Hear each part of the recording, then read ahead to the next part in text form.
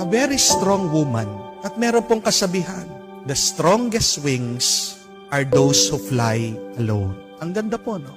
Mga pinakamalakas na pakpak, mga pinakamatayog lumipad ay yung mga mag-isa. When you are alone, God knows that you can do it. Bakit pinapabayaan ka ng Diyos sa mag-isa? Kasi alam niya kaya mo. Kasi alam niya malakas ka. Kasi alam niya ikaw lang sa iyong kakayahan magtatagumpay ka. Huwag kang mag-alala. Kahit na nahihirapan ka, nasasaktan ka, napapagod ka sa buhay, kung mag-isa ka, isang mabuting balita yan.